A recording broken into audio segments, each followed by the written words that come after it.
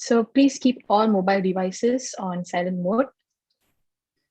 Please refrain from eating in front of the webcam. Please ensure that you are dressed appropriately.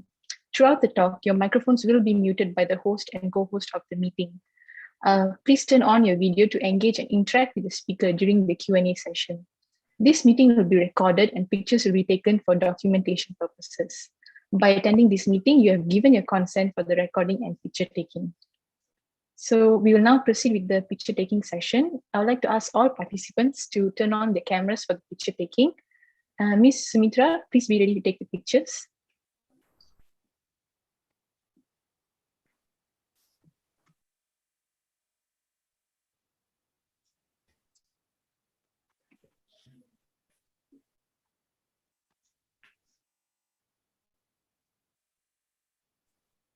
If she's not there, I can help with the picture. Ms. Sumitra, on your count, then you can let us know. Okay. Okay, just let us know. Okay. We'll just wait for everyone to.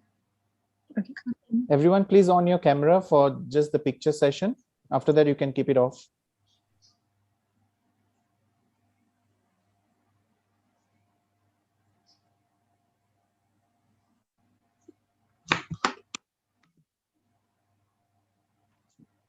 Okay, so I'll get the picture.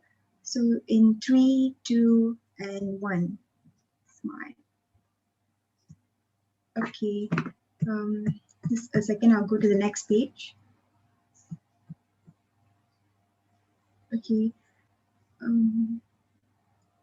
We'll wait for a bit of time.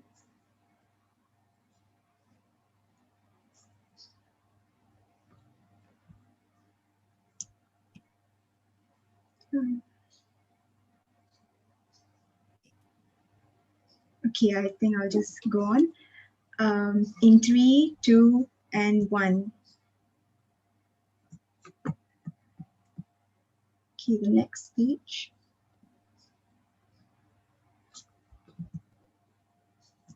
Okay, I'm done. Okay, thank you, Ms. Sumitra. Okay. Thank you, Ms. Sumitra. Thank you, everyone. Okay, so now I would like to invite the Dean of Faculty of Medicine, Prof. Dr. Adi Negara, to address us. So, Prof.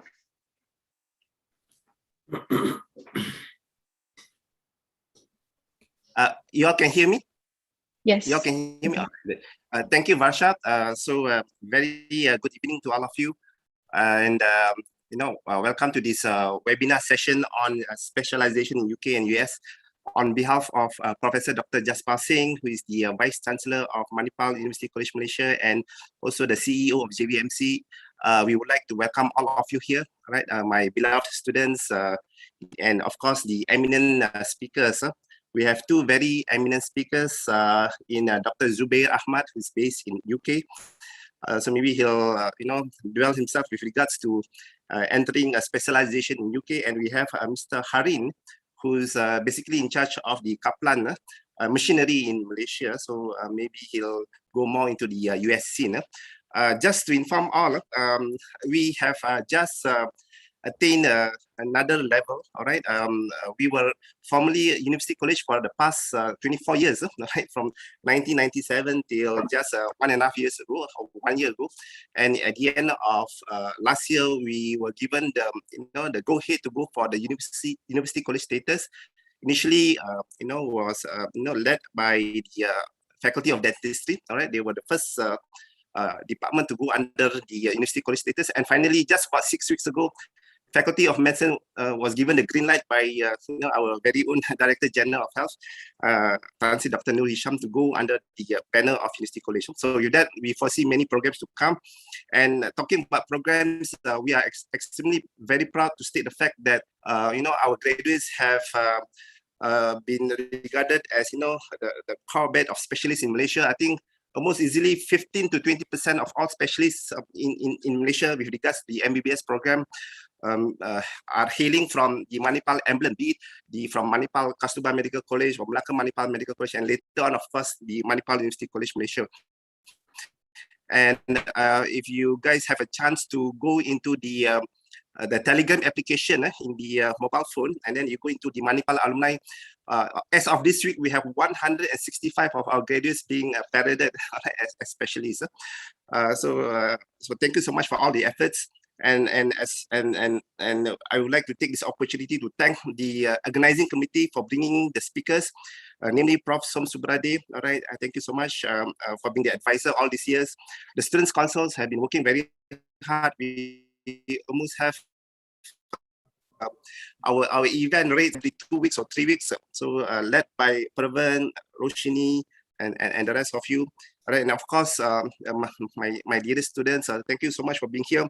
I think some of you also have just finished your exam or in the midst of the exam. So thank you for being part and parcel of this event. And of course, the two speakers, Dr. Zubair Ahmad, right? Thank you so much for coming in, and Mr. Harina. So thank you so much. So back to you, Master of Ceremony. Okay, thank you, Prof. Dr. Adi Negara. Now I'd like to invite Mr. Tarma to give a brief introduction of our first speaker of the day, Dr. Zubair. Mr. Tarma. Thank you, Varsha. Dr. Zubair Ahmad is currently a GP and GP trainer in Greater Manchester. He has been working within the National Health Services in the UK for over 22 years. Dr. Zubair is a passionate educator. He has been involved in various teaching and training activities for nearly 15 years, both at undergraduate and postgraduate levels. He has been an accredited GP trainer from the Northwest Deanery of England for the last 13 years. He has a postgraduate diploma in general practice education from Manchester University and was elected a fellow of the Royal College of GPs in 2012. Dr. Zubair is often invited as an external speaker at educational events and clinical speaker meetings nationally and internationally. Back to you, Varsha. Okay, thank you, Tarma. So now I'd like to invite Dr. Zubair to begin his presentation. Thank you. Thank you for your very kind introduction. Good afternoon, everyone, and a very warm welcome from Manchester. This is where I am speaking from at the moment, and also on behalf of our medical academy called ABM Academy. In a minute, I'm going to share my screen, but I'm thankful for your kind invitation. Just bear with me. Right. I hope you can see my slides and you can hear me. Yes. Right. So this is all about how best we can help you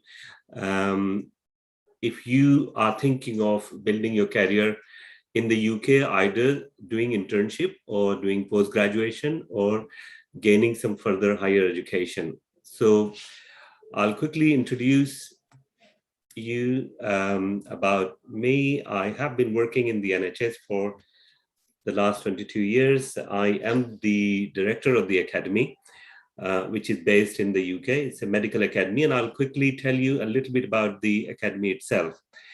But more importantly, I've been teaching and training through Northwest Deanery of England for many years. I am also involved in the foundation year training program and teaching on undergraduate level, year 4 and year 5 medical students at the Manchester Medical College. So what would be the objective of the webinar today? I have been given half an hour, which I'll try to summarize in nutshell, everything what you need to know. And then we'll spend between 10 and 15 minutes in some question and answer. So if you have any question during the presentation, just write it down and then we'll discuss it towards the end. Our association with your medical college or MMMC is not new. We feel very honored and privileged to have that association for the last 6 years.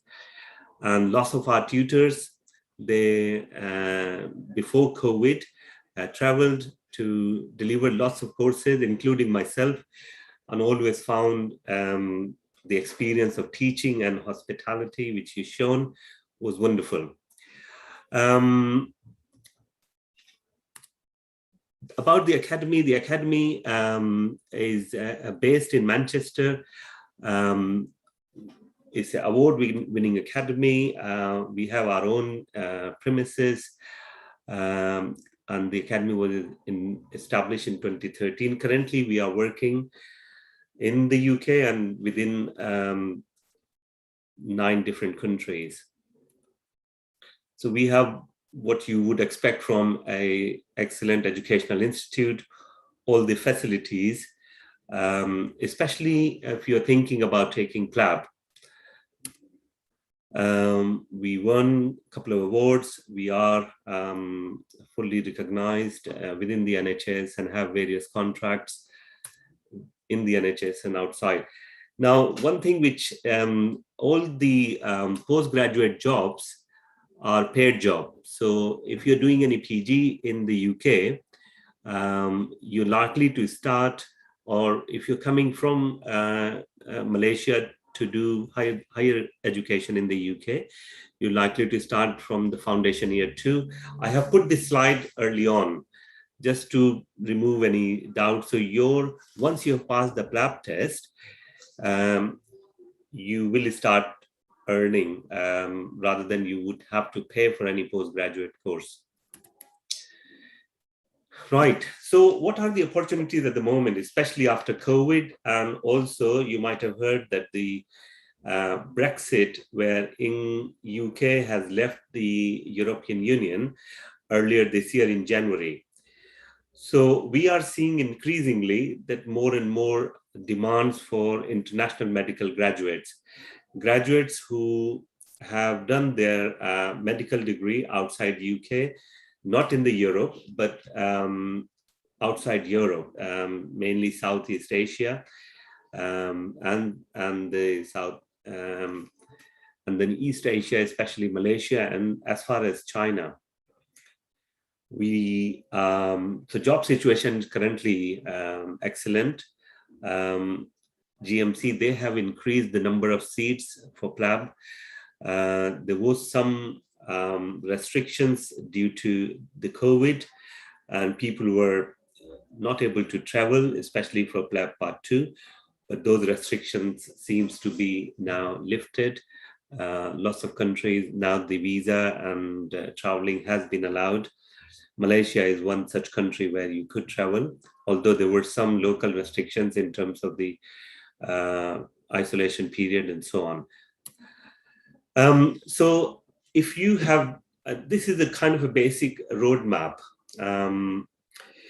So I'll spend 5 minutes in sort of talking about, various routes which are available, and then another 10 minutes, how best we can work with you and your medical school so that you can gain GMC registration.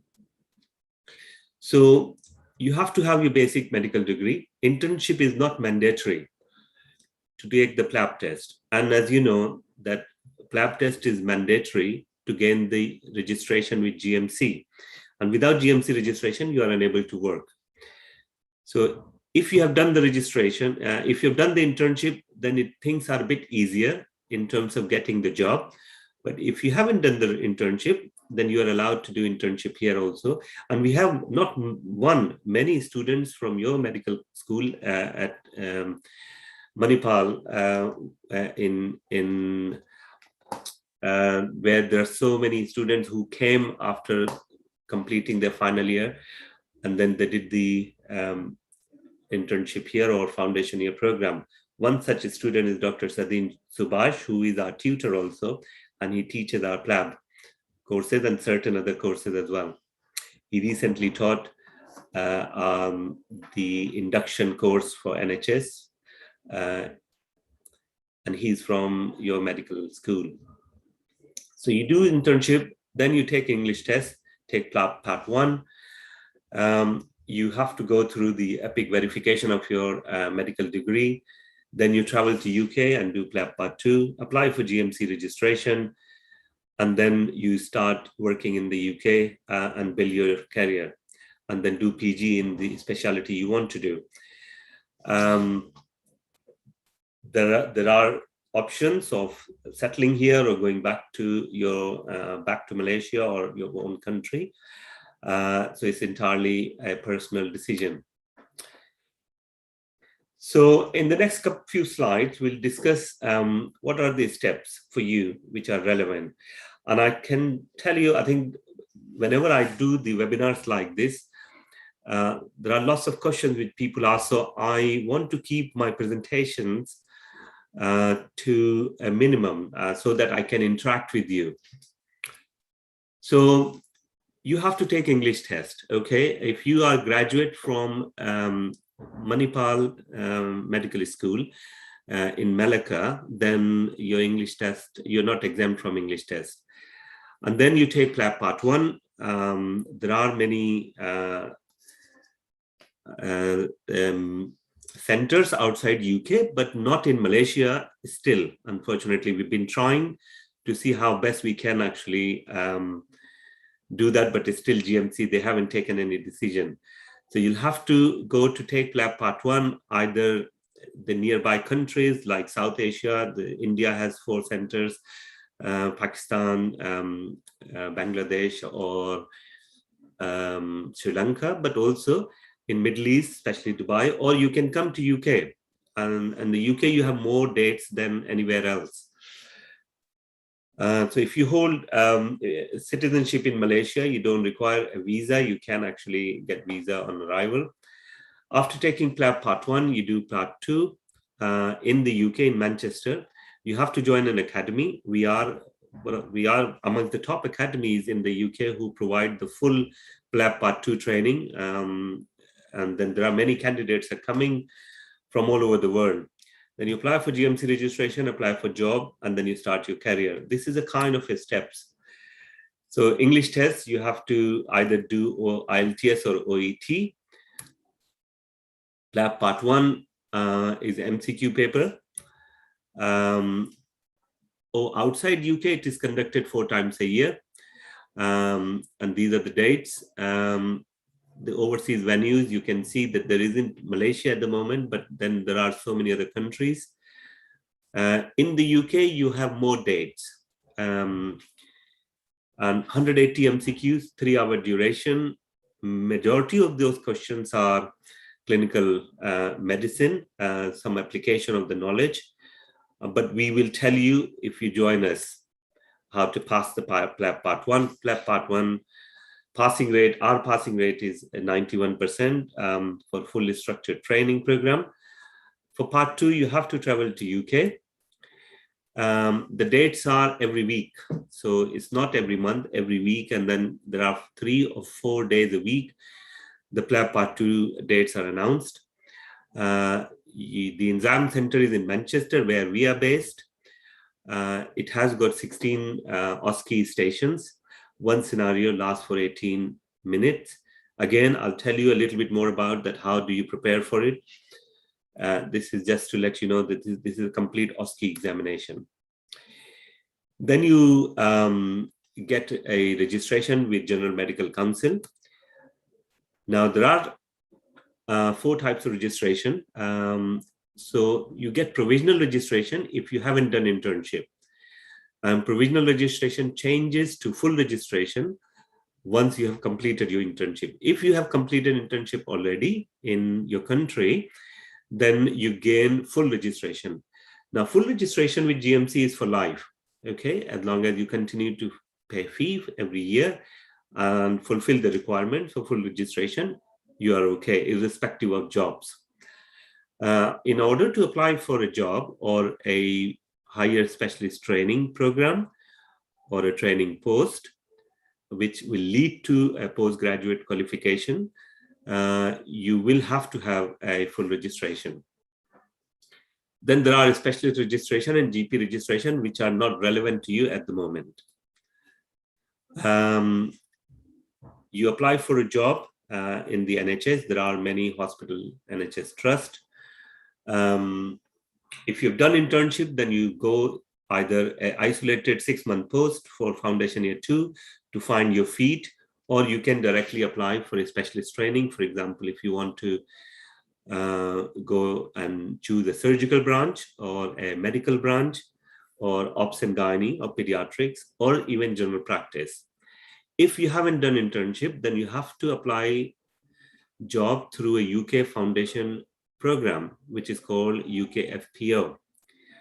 And you are eligible to apply for UK FPO, which means you can apply for a foundation year training program, which lasts for 2 years. The process is slightly more competitive than once you have done the internship, but it's not impossible. And many doctors, once they have completed the final year medical degree in their own country, they choose to do internship here. And obviously, we will guide you. So the whole idea is that to give you a little bit information, lots of information is already there online, through social media, through GMC website. But our main aim would be to also, how can we help you? So that how can we hold your hands and guide you so that you don't have to actually struggle too much or work hard, because the hard work has already been done by your respective organization back home, your own medical school, and also us as a partner to MMMC to see how best we can help you. So this is a UK Foundation program. There are strict guidelines about how to apply for it. We know that this presentation is being recorded, so you will get the recording as well. So have a look at this slide. Now, next 5 to 10 minutes, I'll tell you a little bit more, but most important information which you need to know. And that is, okay, I have completed my final year, or I'm nearly completing my final year. What are my options and how we can help you? So in order to pass the PLAB test, you need a study material, you need a fully structured program, and you need some guidance as to the timeline. When can you do part 1? What happens once you've done part 1? How you're going to travel, where you're going to stay, and then what would be the course content for part 2 before you then be eligible to get the GMC registration. So we have the full online resources for both PLAB part 1 and part 2, which includes MCQ, video lectures, over 100 hours of video lectures, mock tests, and course booklet. That is for part 1. For part 2, we also do live courses online before you travel, but you have to come and then join the academy. We have full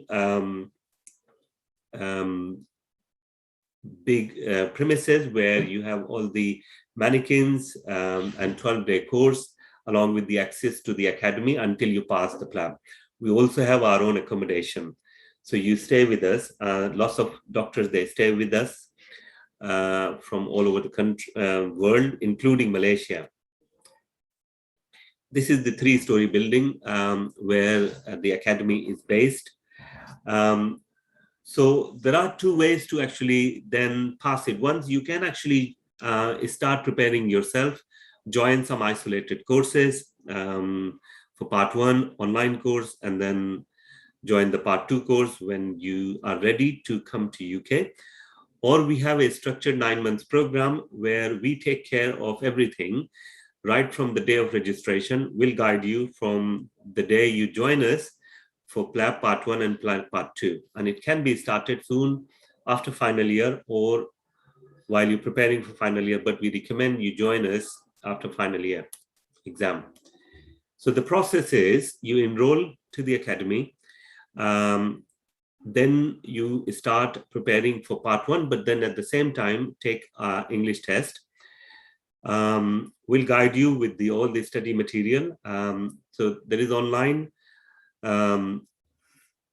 as per your self-directed study, but then online live courses as well for PLAB part 1. We also deliver PLAB part 1 in Malaysia when things are better, and then we've done it in the past. We'll be traveling to you. Then you book the Part 2 date, attend online ABMA Part 2 course before traveling. Then you travel to UK, you stay in our academy accommodation. Then there is a 12-day course, face-to-face, and you practice for your exam in the academy. You will pass the PLAB test and then get the GMC registration. Once you have done the GMC registration, our full sponsorship candidate, we also have various contacts with NHS hospitals. So we organize a full induction program. We organize sessions, how to face the interview, prepare your CV, and then we will guide you to a specialty job of your choice. So that would be the whole process for attending the academy. Malika University College, we are very proud to have that collaboration with you, where we operate on full sponsorship program as well as on individual basis as well. So this is the full sponsorship program where we give you the subscription, live course, PLAB Part 2 course in the UK. You stay in our accommodation for 4 weeks, and then we provide you post-PLAB support, special reference, and then we help you in getting the job.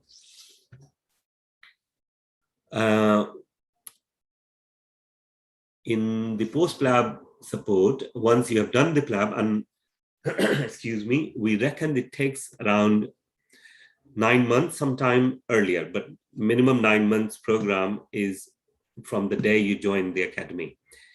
In the post-PLAB, we carry out the half-day workshop where we actually induct you for UK NHS system, practical tips, job guidance, CV writing, as I said before.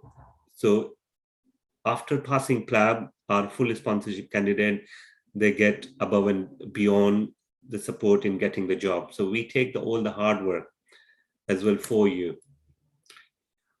And I think this is in nutshell about the PLAB test, what are the steps of coming to UK and establishing your career, and how best MMMC and ABMA can help you. We also provide a full consulting services. I have written my personal number here. If you or we do provide consulting services, not for the student, but also for their parents. So we can book appointment where we could go through your individual circumstances, see where you are, how best we can guide you. So these are the number. info@ABM Academy would be the email to remember, or you contact the local faculty for more details. We have been proudly working with Professor Som for many years, who have facilitated many students coming to UK through us. Okay, I think I'm going to stop here, and I shall take some question and answer really. Okay, thank you, Dr. Zubair, for the presentation.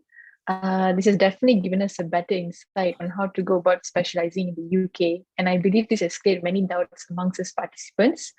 So now I'd like to invite Ms. Kanchana to proceed with the Q&A session.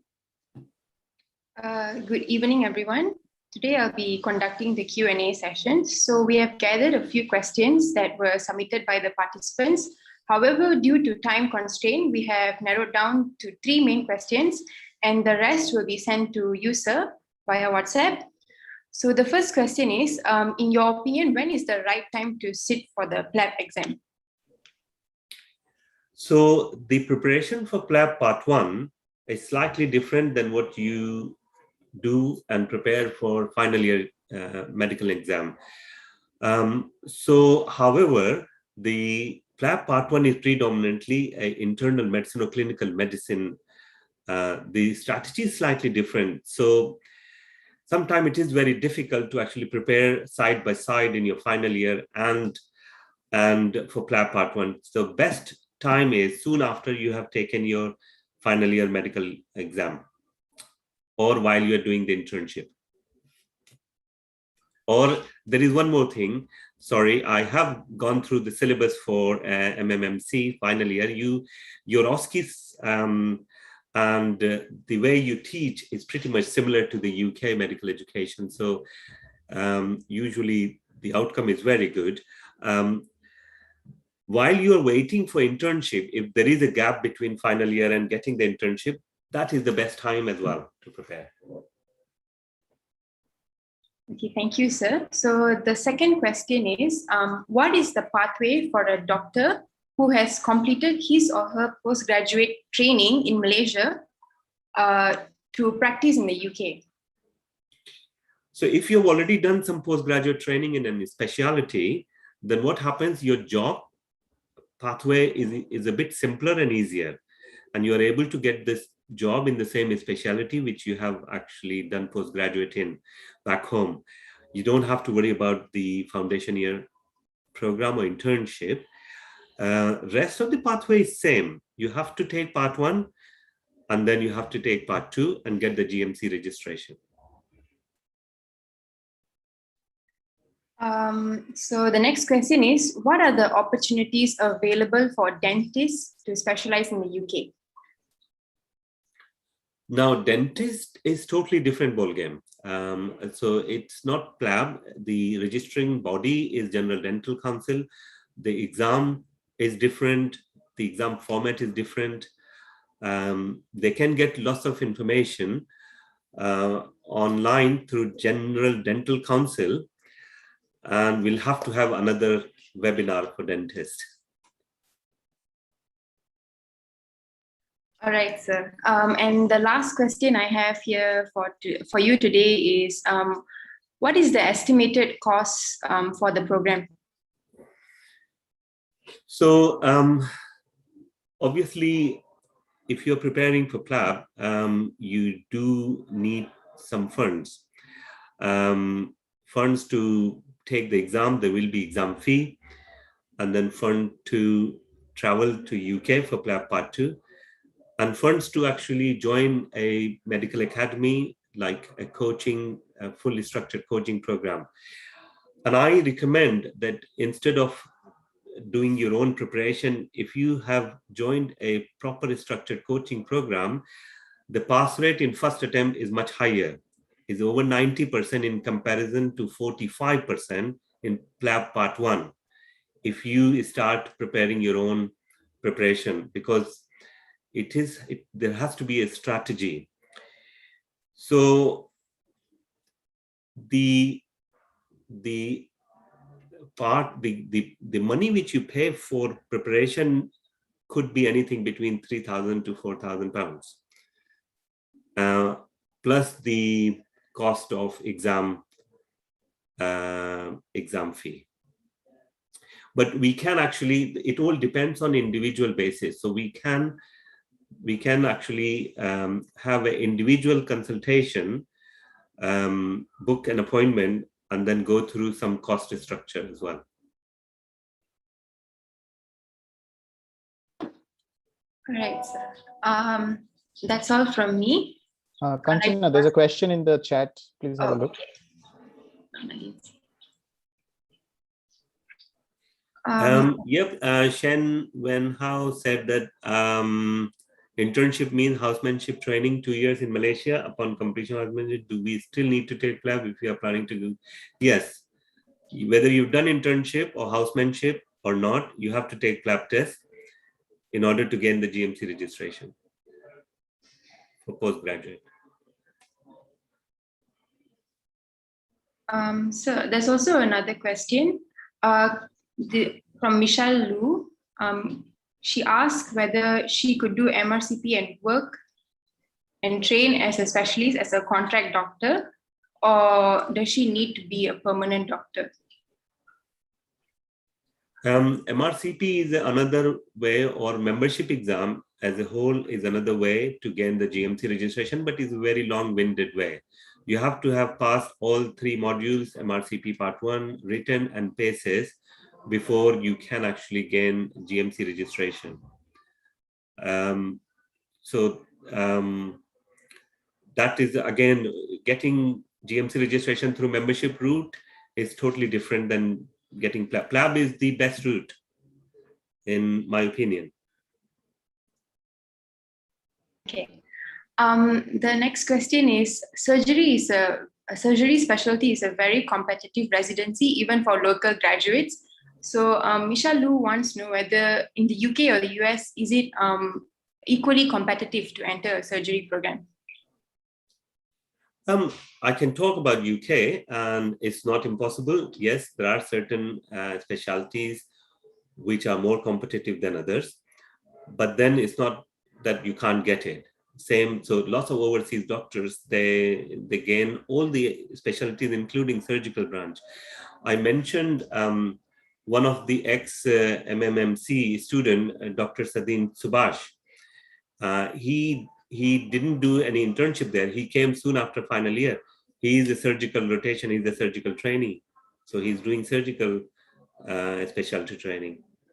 So you can get it. Okay, sir. The next question is from Bob.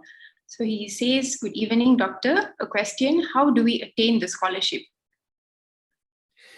Unfortunately, there isn't any scholarship program for PLAB pathway. And the last question is, evening, doctor, if we already had passed our part 1 paper in the parallel pathway, do we still need to take the PLAB for GMC registration? Okay, so if you are saying that if part 1 paper, is it part 1 MRCP or your post-graduation part 1? I think they meant by MRCP part 1. MRCP part 1, yeah. Either way, yes, you have to either have passed all 3 modules of MRCP. Otherwise, just part 1 would not make you eligible to gain the GMC registration. You'll have to take PLAB. All right, that's all from me, sir. Passing okay, back. just before we finish, I just wanted to let people make a note of the email addresses. Obviously, you could go back to the faculty, especially Professor Som. This is the website which will provide you more information about the academy or the Facebook page. And that's it. Thank you very much. I would like to say thanks before, I don't know whether I'll get a chance to later on, to all the faculty, especially Professor Sahota and Professor Som, whom I've known personally and I've been working for many years. Thank you. Okay, thank you, Dr. Zubair. Thank you, Ms. Kanchana. So next up, Mr. Tarma, can you please introduce our second speaker of the day, Mr. Harin? Thank you, Varsha. Mr. Harin is an experienced program specialist in the field of medical postgraduate studies in the US with over 8 years of experience. Mr. Harin specializes in providing consultation for medical students and graduates to assist them in progressing their career in the medical field. A graduate of Bachelor of Science degree majoring in psychology from the prestigious Australian National University, Harin is a proficient public speaker with certifications in neuro-linguistic program, hypnotherapy, counseling, and is well versed in the medical industry. Harin's primary focus is to ensure the successful career development for medical graduates in attaining a high standard of success in the industry. Thank you. Back to you, Varsha. Okay, thank you, Mr. Tarma. So now I'd like to invite Mr. Harin to begin his presentation. All right. Hope everyone is doing well this evening. First and foremost, I'd like to thank Student Council, and I'd like to thank Prof. Som for inviting me to come and speak to students again today. Also, I'd like to thank Dr. Zubai as well for a very insightful pathway to actually get into the UK. So right now, just want to check. If you guys are online right now, I see that we have about 189 participants who are online right now. Just quickly in the chat, just put in, do you know who I am? Just put in yes if you know who I am. Put it in the chat if you know who I am. Put it in a yes. Let me see. Okay, all right. Oh my God, there's so many yes. Okay, all right. I was like so happy to come here today to talk to Melaka Manipal. When I started my journey in 2014, the first university I ever spoke in was in Melaka Manipal. And until today, I would say that Melaka Manipal is the highest number of students which I send students to the US in. So I have a half an hour talk. Varsha already told me already we have half an hour talk. So I'm trying to keep it in half an hour. So I want to make the most of it in the Q&A session, because for me to explain the US MLE, it will be very complex. I'm not going to lie to you. It's very complex. The whole process of becoming a specialist in the US is quite complex. But I do urge you guys, I want to keep a session at the end of the event to talk about a Q&A where you guys ask your questions and I go in detail on what to actually answer. So I'm going to share my screen right now. By the way, I hope all of you guys are doing well. Malaysia is like a series, a very nice series right now of everything that is happening. Oh yeah, we are streaming live on YouTube, right? Okay, yeah, so yeah, yes, okay. So, all right, so I'm going to start right now. Today, I'm going to talk about how to become a specialist before the age of 30. So if you guys know me and you guys follow me on Instagram, I think you have seen my videos and stuff and I talk about and all that. So just to reintroduce myself, my name is Harniva Sikamani, and I travel all around the world for the past 8 years, and I talk to medical students and medical graduates on how to actually progress themselves in whatever that they want to do in their future. So today I'm going to be talking about the current state in Malaysia. I'm going to talk about why you should specialize, and I'm also going to talk about USMLE while in your medical degree, whether it's in MBBS or MD. So there's a little background about myself. Why I started this is because mainly is to provide guidance and guidance to medical students on how to specialize and move forward. And looking at our country situation, the whole idea here in my head is to try to develop students and to make them specialize and go and become specialists, and then to provide medical students and medical graduates a pathway to go and specialize. So I've been all around the world. I've been all around. If you can look at the photo there also, one of the bottom left corner probably looks familiar. So yeah, I've been all around all medical universities in Malaysia, and I talk to medical students and I talk to medical graduates in the hope to try to push them and tell them to go and specialize. So I've been in Singapore, I've been in Malaysia, Nepal, Indonesia, India, Russia. I wanted to go, supposed to go, but didn't go because of lockdown pandemic. But the whole idea is that's what I do. I'm like, I just go all over the place and I speak to all the medical students and medical graduates and try to help them and push them to go into specialization. So when we look in Malaysia, when I tell Malaysians to go and specialize, for all the Malaysians that are watching this right now, we need to specialize because we are in a state where we need to push forward and progress forward, but we are facing so many hurdles and challenges that is stopping us from actually moving forward. So one of the main problems is Malaysia, we are lacking of specialists. And this is something which I discovered in 2014 when I first started my job and trying to help students to go into specialization. From 2014, I realized that we have too many medical graduates. We have JPA scholars, we have MARA scholars, we have private students, all graduate and are coming back to Malaysia. And there is no proper progression on what they have to do. The next thing is we don't have permanent jobs. We don't have permanent jobs. All the doctors are all given a piece of paper that says a contract. So because of this, it's different from specialists, because if specialists, they get contract system. I mean, they are given a job. Generally, they're given a job, but compared to all the normal doctors and the medical students who are studying, so literally you are paying so much money in your medical degree, graduating, and then just having and flowing like a swing with no permanent job on what exactly that you can go forward for. And then, of course, there is no scholarships or loans available for medical postgraduate. For postgraduate also, every year there's an exam that is done in government universities.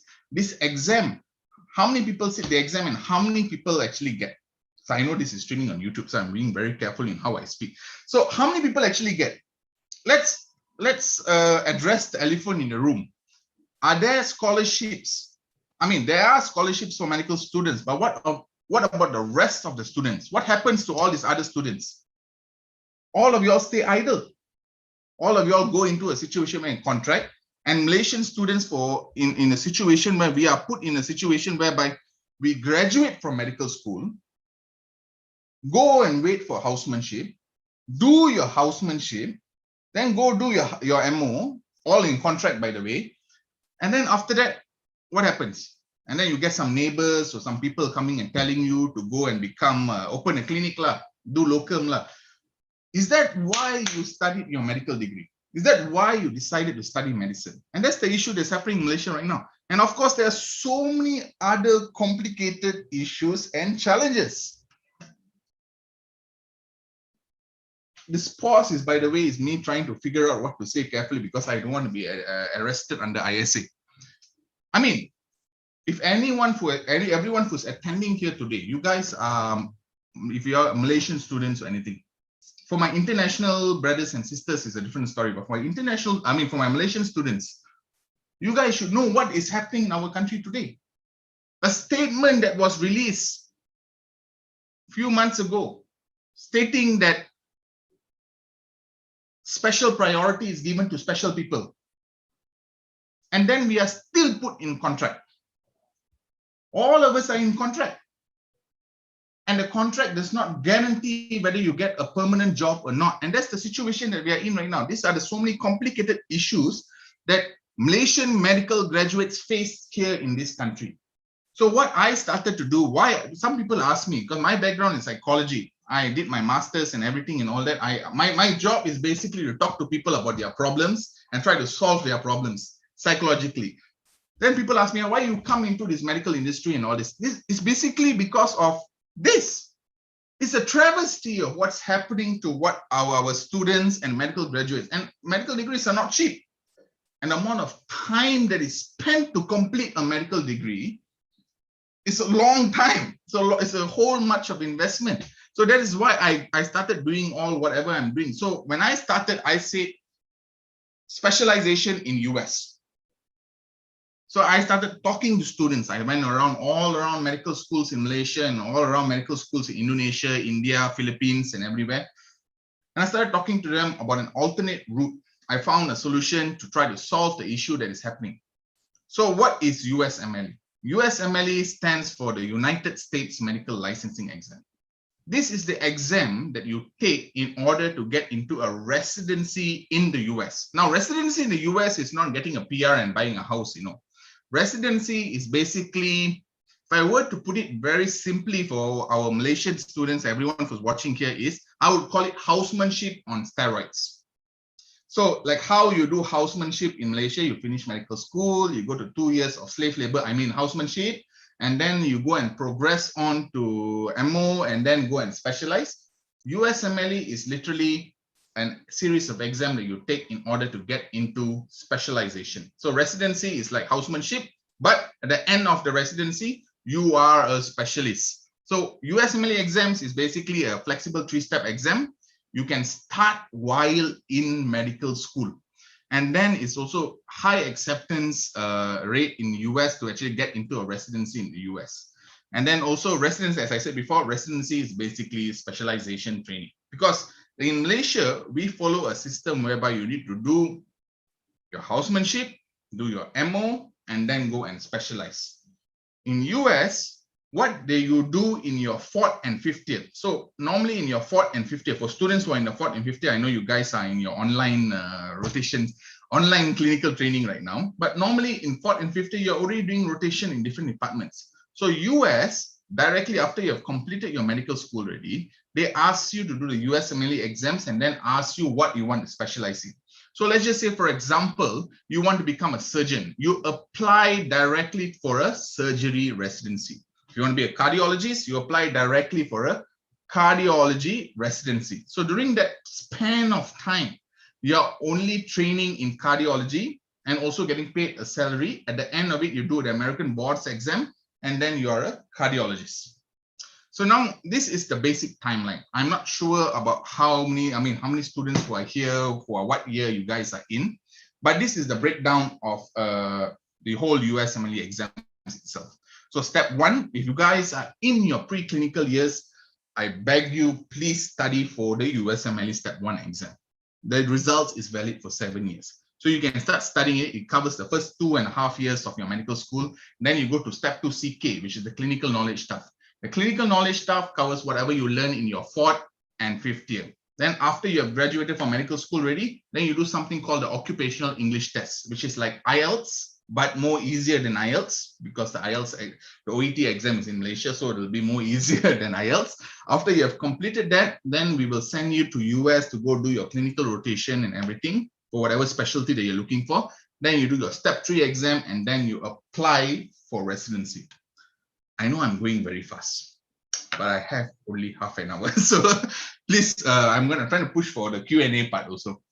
So step 1 covers whatever you learn in your 1st year to 3rd year, or 1st year to 2.5 years, or whatever you learn in your MBBS. It covers anatomy, behavioral science, bio, micro, immune, pet, pharm, and phys. These are the subjects that is covered in step 1. The step 1 exam is the most hardest exam in the whole USMLE, and it's also the most important exam. But moving January onwards, it's going to become pass or fail. So literally, you just have to pass the exam lah. Then comes the second exam, the step 2 clinical knowledge. The clinical knowledge covers whatever that you learn in your 4th and 5th year. So internal medicine, pediatrics, surgery, OBG, and psychiatry. So these subjects and all that, you can even choose to do this exam after you graduate also, or you want to do it in your 4th year onwards also, you can still start studying for your 4th year onwards.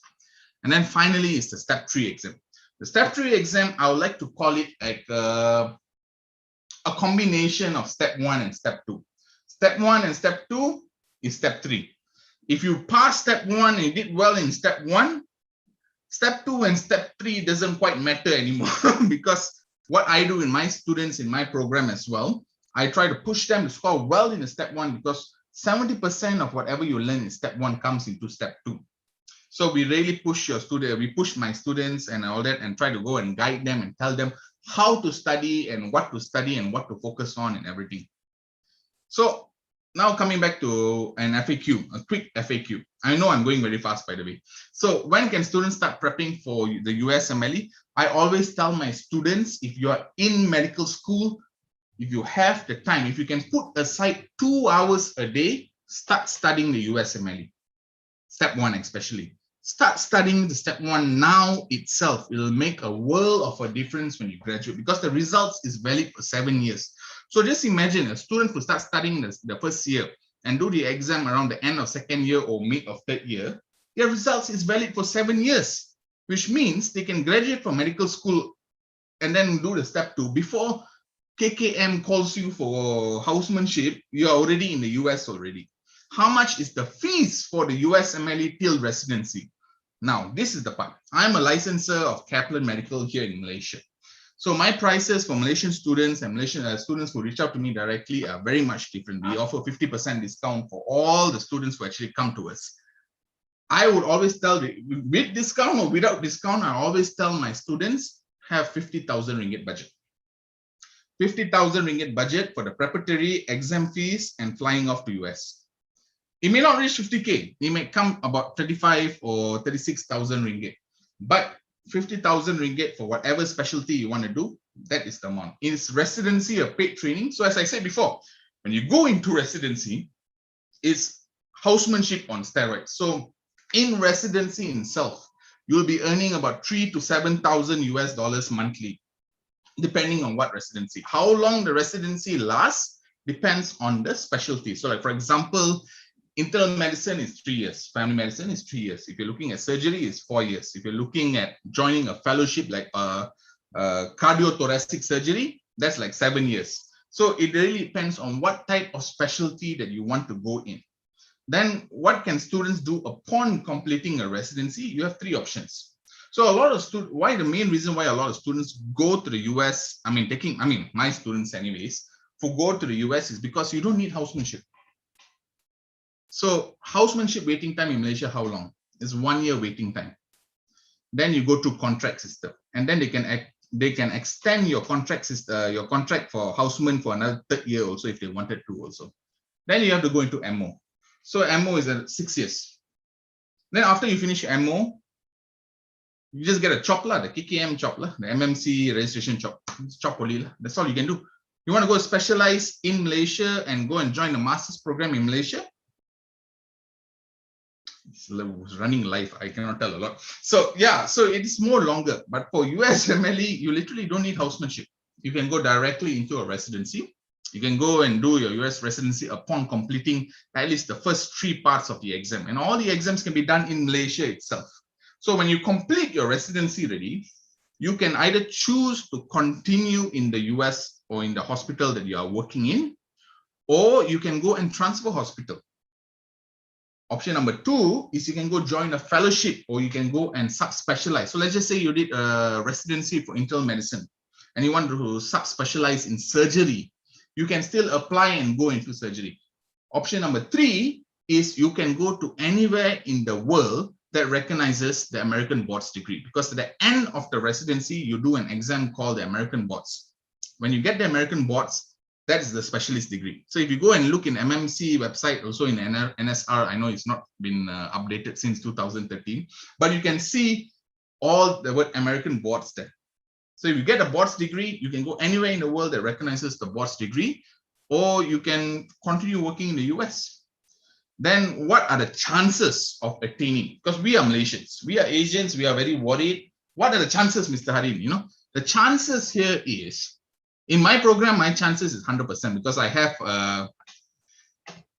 touch wood, I have a strict policy on how to get my students to apply for residency and where they should go and where to do externships and observerships and everything. So I have a very strict ship life. If you join my program, it's not going to be hi, it's not going to be like that. It's going to be very strict. I'm going to be actually guiding you and pushing you and where to go. Chances are high because number 1, in US, because of the shortage of doctors that they are having, they open up to all international medical graduates. So your chances and an American chances are the same. You are purely judged on your USMLE scores and on your CV and on your personal statement. That is what you are judged on. So it also comes back down to the type of specialty you want to do and where you want to do. So for all this is not your problem, it's my problem. If you're joining my program, your problem is only studying for the exam and scoring high for the exam. Getting into residency is my problem. So I'll try to push you and give you homework on how to go and where to go about. So one of the questions I get asked a lot also is, Mr. Harim, USMLE medical school, you mad are you? How are we going to study 2 different things at the same time? The thing here is the USMLE subjects is structured to actually whatever you learn in medical school. So like for the step 1 of the USMLE, that's basic science, that's preclinical science, preclinical stuff. The preclinical stuff basically covers whatever you learn in the 1st to 2nd year of medical school. So I tell my students when they are 1st year, I talk to parents, I talk to students, I said, do this now. Do this now itself and use whatever resources and materials that I'm giving you to actually support you. Because it'll really make a big difference when you go into your 3rd year or your 4th year, when you go in your 4th year. Compared to, because I have MOs and I have Malaysian medical specialists right now who are studying for the step 1. For them, it'll be a little more difficult because they have to remember whatever they studied 6, 7, 8 years ago. If you are doing it in medical school, you can use the resources that I'm giving you to supplement whatever that you're learning in your MBBS. This is for example. So this is a question that you might see in your medical school. A 70-year-old woman brought in for a physician by her husband. He states that she is having trouble in recognizing grandchildren and is having, okay, you all read. You all guess the answer. It's a direct, straightforward question. What do you all think the answer is, by the way? I'm sharing my screen. I cannot see the chat. So you all guess. Okay, the answer here is hippocampus. Straightforward. So for a student who is learning this in their first year or second year or third year or whatever year, this is the question that you might get. But when you use USMLE style questions, you'll get questions like this. Now got brain and everything. Now got brain, got MRI, and got a whole story some more. So now just imagine yourself looking at this kind of question. The answer is the same, by the way. The answer is hippocampus. Now you not only need to know what is hippocampus or what is Alzheimer's disease, but you also need to know where the hippocampus is. So we really push our students to actually learn from the first year onwards and try to push them to actually cover this. For all the fourth year or fifth year students who are actually watching this, who are actually attending this right now, these are probably the kind of questions that you get. So we really define on your study style. We try to go through your strength and weaknesses, your topics, and we try to go make sure that we define whatever time that you have. They define the available time. This slide, I don't like this slide, because they define the available time. If you are in my program, I'll be defining your available time, you know. So I'll make sure that you guys go through whatever topics that you want to go to. And this whole process is purely just content and question. Watch the videos. So parents ask me, why should I study USMLE Step 1 now? I purely say, now is the time to just watch whatever they go to. You go to class on anatomy, you come back home, you watch my anatomy videos and practice my anatomy question. You're not doing two different things at the same time. It's the same topic.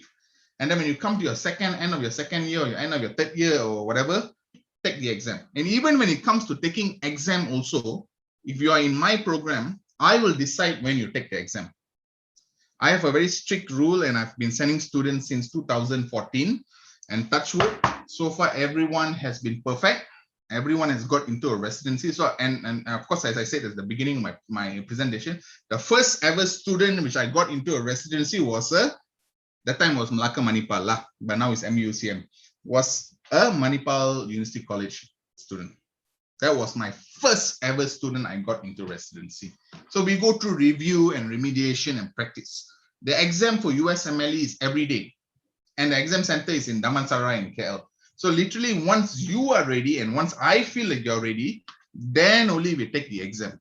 And what we provide in our program is lecture notes. We provide video lectures. We provide diagnostic tests, assessment tests. We provide simulated exams. We provide all the things that you need to actually do well, not only do well in your USMLE exams, but also to supplement you in your MBBS as well.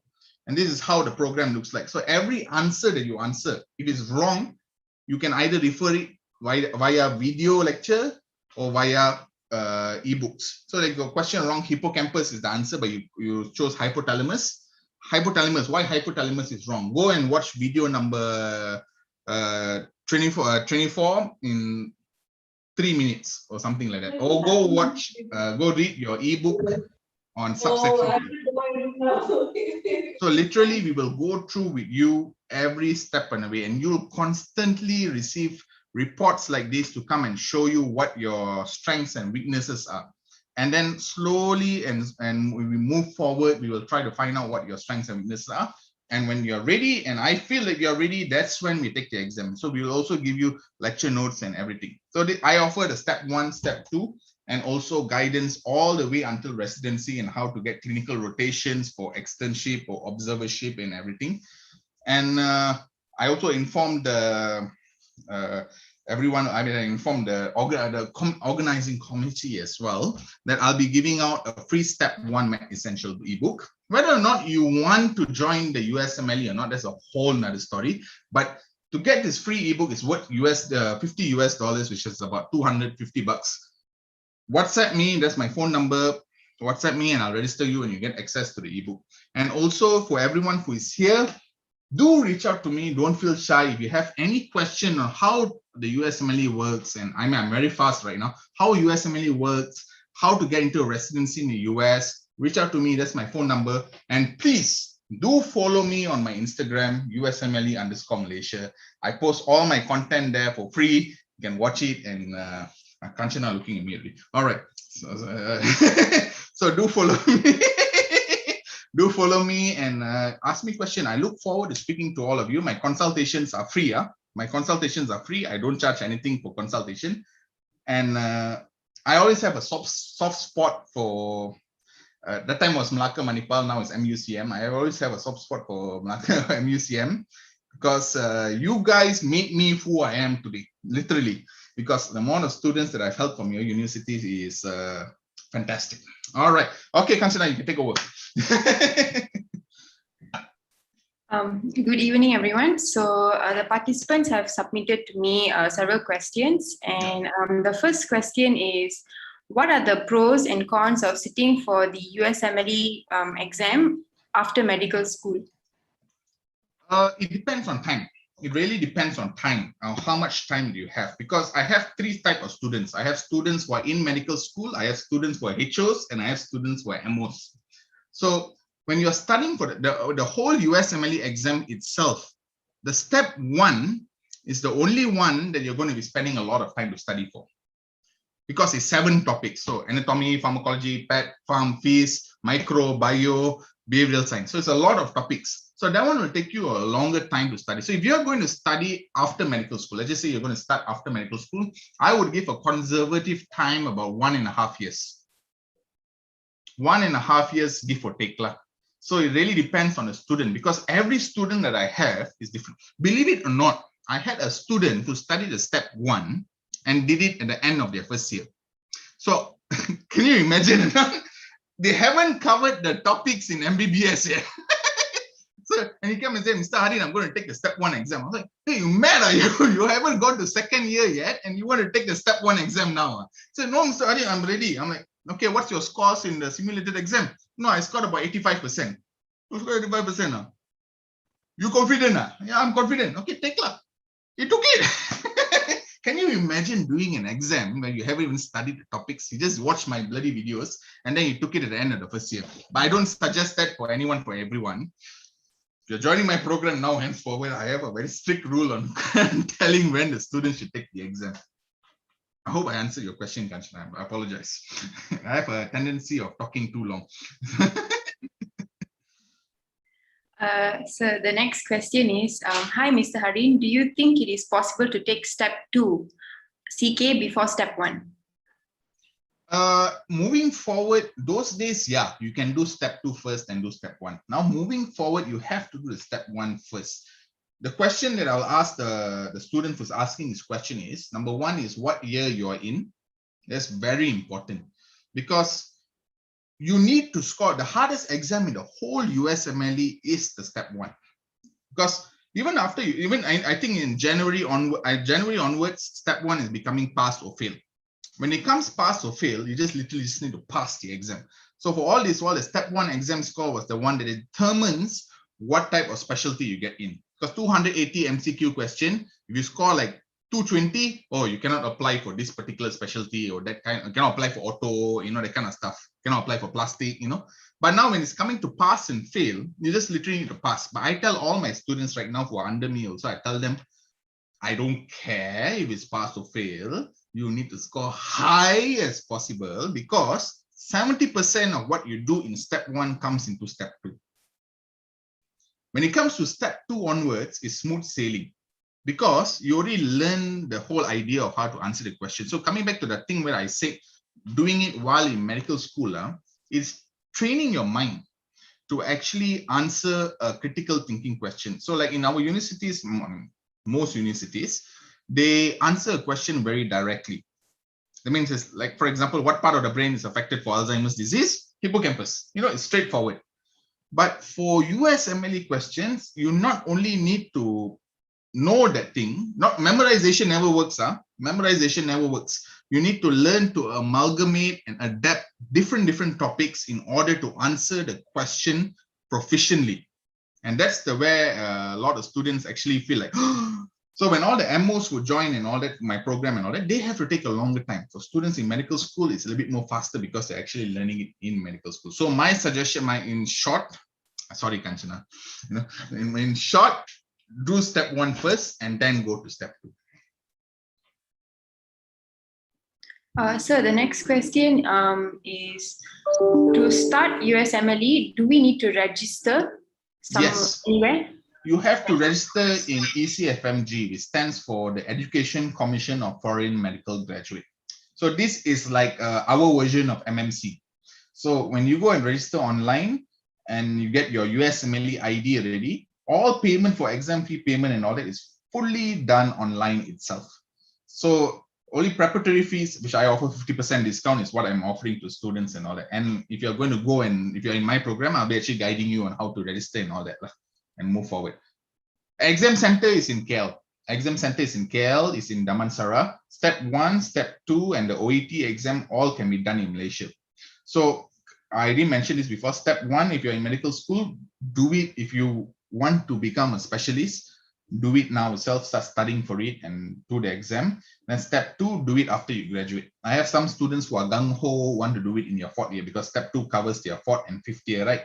So they want to do it in your 4th year and 5th year. I don't recommend it because you'll be busy with your clinical posting or online clinical posting.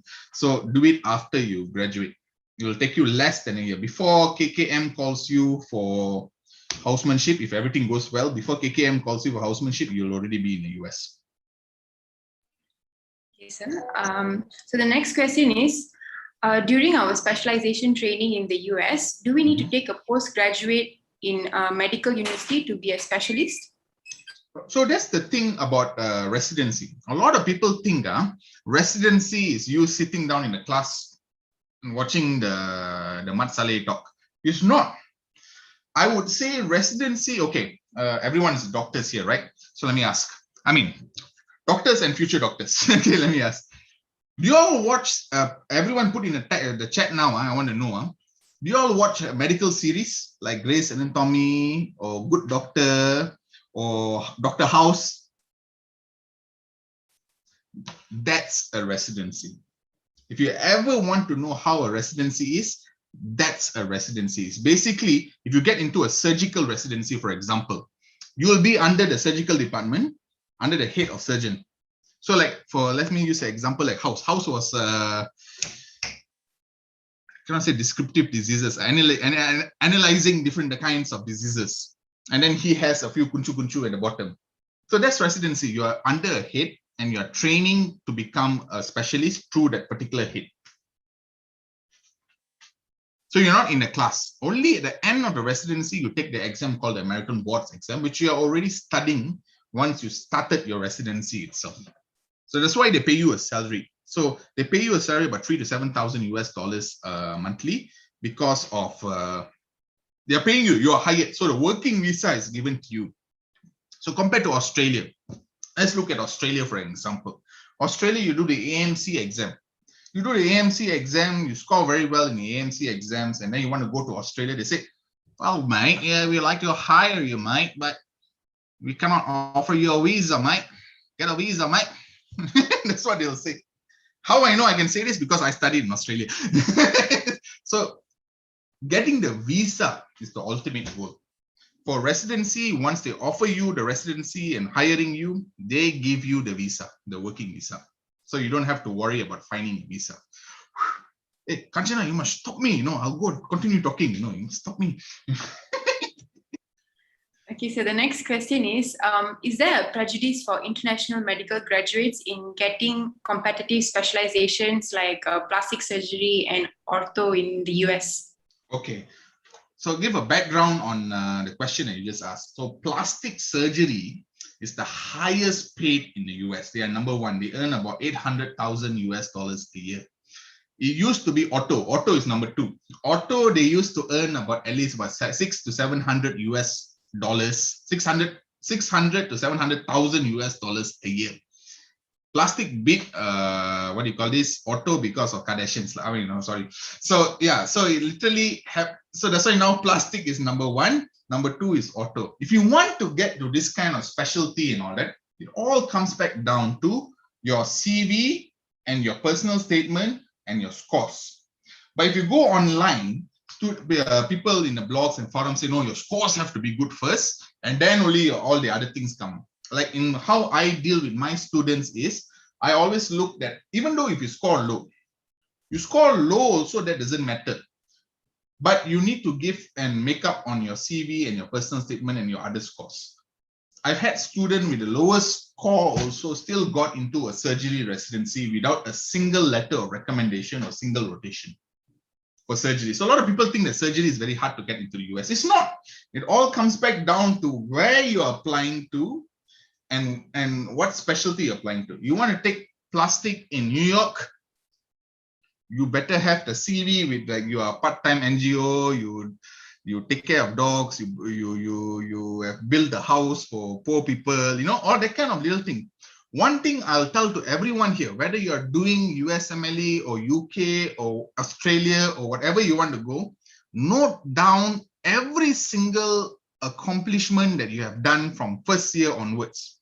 Not even first year onwards, from your college days.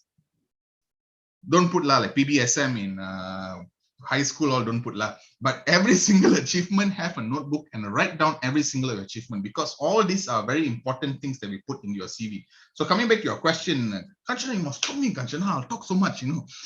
Coming back to your question, Kanchana, it purely depends on where you're applying to. It's not, for me, if anyone asks me want to get into plastic, I say, okay, you want to get into plastic, Kanchana? Can. This is your homework. Then I'll give you a bunch of things to do to make sure that you get into plastic. Sir, so we have 3 more minutes. So, and we have 3 more questions. So, is it 1 possible? minute, 1 question lah. Can lah, extend a little bit lah. Masha, can lah, a little bit lah. I told you right. Is everyone willing to? Anyone willing to wait? Continue? We all wait lah. It's not my event. Sorry. Okay, so the next question is, hi, Mr. Harin, if we take the USMLE, as in during housemanship, how long will it take roughly if they were to take it during housemanship? Yes. Okay, for my houseman students that I have studying for the USMLE right now, it takes a little bit longer time. So right now, like, okay, I had a student from houseman who joined me around 1 month ago. He's in houseman, just got into houseman. They put him in COVID ward lah. They put him in COVID ward. So, you know lah, COVID ward, damn busy. So I told him, at least if you're whatever you're going to study also, you at least have to put aside about 2 to 3 hours a day. And you have to understand, for medical graduates, it takes a longer time for them to study for the step 1, because it's whatever they learned from first year to second year. So it will take them a longer time. Not impossible, but definitely if you put in the work, you can actually study, because you know, right, COVID ward time working, they are working quite a lot. So purely depends on the student. Every student is different. So the next question is, good evening, Mr. Harin. Would you explain more about this? Zila, call me directly, okay? And resume that you mentioned, the USMLE pathway. Okay, CV and resume. I normally, for my students, when they start studying for the step 1, I don't disturb them until they complete the step 1. Because of main reason being is because that's the first commitment. You need to complete the step 1 first. After this, for my students who are in my program lah. After you complete the step 1, that's where I'll be kacawing lah. That's where I'll be disturbing. That's when I'll come and say, okay, start sending this message. Before you graduate, I need you to publish at least 1 or 2 research. So that's when I'll start pushing my students to go and try to get research programs and everything and all that. But ultimately, a lot of students think that it's the USMLE exam is start. But for me, I personally think that any exam is studying. You just study and you can do well. It's simple as that. So CV and building your resume and all that, it comes down back to the letters of recommendation. Remember, I said earlier on also, try to build up on whatever that you have done in medical school and in college, note it down. If you were a head of whatever Persatuan or any membership or anything, Toastmasters, I know MUCM Toastmasters is huge. If you all are part of Toastmasters also, note it down. These are just the little things and little sprinkles that you all can add on to your CV later on. Okay, sir. The next question is, Hi, Mr. Harin. May I know about the fee structure? DM me. I'll put my Instagram in the chat as well as my my contact number. And then if you guys want to know more information, but please follow my Instagram. I post a lot of stuff there. If you guys want to know more information, do reach out, because whatever fees that I offer is purely cheap for Malaysia, for students who reach out to me directly. Or reach out to Prof. Song. Okay, so the last question I have for you today is, evening, Mr. Harin. I heard somewhere that in order to get into residency in US, a working experience or elective in the US is one of the criteria. Can I know, is it true? Yes and no. That is why in my program, for my students who join my program, what I do is, because technically speaking, when what the student is asking about working experience or elective, it basically means a rotation in a US clinical hospital. So sometimes students ask, if I never do housemanship in Malaysia, how can I go to the US? It's purely on US clinical experience, which I force all my students. I started forcing my students last year onwards, because after pandemic came and everything. But before this, even students who have not done houseman, has not done US clinical experience, still got into like a surgery residency also. But in today's day and age, I try to push all my students to do a US clinical experience. Finding the hospital is not an issue. I know there's so many countries like AMO, Chicago clerkships, and so many other companies that offers clinical rotations for elective and all that, but I try to push my students to try to get it for free. And there's a strategy for it. You join my program, I tell you all how to do it. But basically is the main reason of sending them for a clinical rotation is not only for the letter of recommendation, but it's also for y'all to see whether that particular hospital and that particular state for that rotation is good for y'all or not. So I've sent a student to New York before. They went to New York and did a clinical rotation in New York. After they went to New York, they realized that the fees and the cost of living is high. Hot dog also $4. So it's expensive. So that same rotation, okay, New York. So I get feedback. Okay, New York is not where you want to go. Go to Houston, Texas. When you go to Houston, Texas, it's a little more cheaper. The environment is nicer, more international people there. A lot of your people also there, all your alumni also there. Okay, just to give you a background, your alumni all is in Texas and Chicago, by the way. Okay, just to let you all know. All your MUCM alumni. So that's why I send them for a clinical rotation, for them to experience, not only to get a letter of recommendation, but also to see whether the hospital bills them. But going for a clinical rotation in that hospital is not only for the experience, but it's also for networking. So a lot of people pay money to all these kind of companies. I won't say the name. These companies that offer elective and all that, but they think it's just for the letter. The letter is not important. What is important is the networking. The networking when you are there and speak to your US doctors there is what secures you. So the whole idea when students go on forums and say US family is hard, cannot get residency, is because they haven't realized that it's all about networking. US, when I tell them, when you get into, when you get called for an interview already, you 100% got the job. I mean, 80% got the job already. The balance 20% is your personality and how you are as a person. A lot of students make a big mistake of being shy. If I'm going to leave, I know Kanchana staring at me already. So I'm going to, if I were to leave to all the students who are watching now, all 153 students, don't be shy. It is very, very, very, very important. We are raised in a culture where we have to be shy and be like, don't be shy. The person who is not shy gets the residency compared to the person with the highest score. And this is not only applicable for US, this is applicable for UK, Australia, or whatever. If you don't be shy, always reach out and talk and be brave and believe in yourself on what you are trying to achieve. If you are shy, you cannot achieve. I've had students who have scored superbly high, but because they are shy, they didn't get residency. I've had students who are overly proud, but their score like cat shit got into residency. It all comes down to personality. If you're looking to go in the US, always think in your mind, personality is the last bullet in your gun. And that is what's going to secure you. So all my students, I tell them, they sometimes send voice message and all that. I say, hey, no, call me. Let's talk. Don't be shy. All right, Kanchana, okay. I got it, Kanchana, okay. You see, that's all I have. That's all the questions that I have for now. And there are some questions I will forward to you directly through WhatsApp. That's all from me. Thank you. If you guys are on Instagram, please, I already put a poll on my Instagram as well. You can come and send question there. I can answer it also. Then also once, I also like to give a very big thank you to Prof. Som. Thank you so much, Prof, for actually inviting me. It's always a pleasure to come and speak to MUCM students.